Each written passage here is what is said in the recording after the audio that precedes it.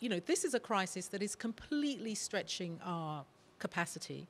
The way that these figures are going up on an almost daily basis, the rising costs of this crisis mean that it is not business as usual. I mean, this is the point that I was making to the Security Council. It's exactly the point that Commissioner Guterres was making to the Security Council. I mean, we are doing all we can on the humanitarian side to engage in discussions and negotiations with the opposition, with the government, to do our best to scale up operations. But quite frankly, the pace at which we're able to do this is much slower than the pace at which the crisis is evolving.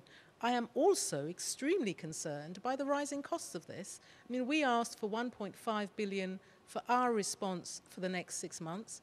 Those figures are already out of date, given the projections we had at the end of last year and where we are now. So we are thinking and looking at how can we make sure we fund this crisis, because the people of Syria deserve our help, but also remember that we have other crises in the world to which we have to respond. So yes, I think that the first 2 months of this year have been a real game changer. It demands more of us in terms of our ability to scale up our operations.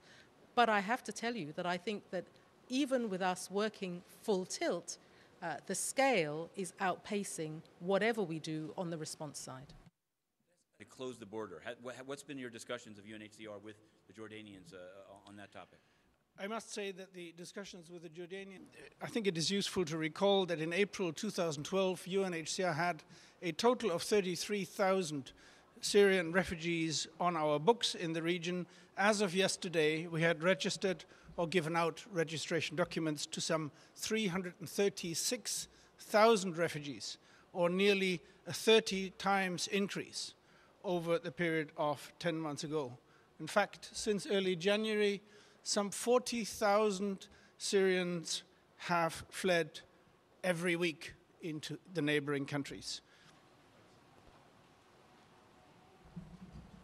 Thank you. How are you?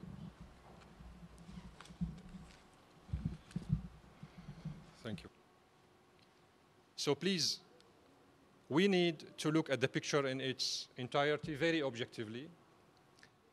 We have a humanitarian situation in Syria, yes. We have a humanitarian crisis in Syria, yes.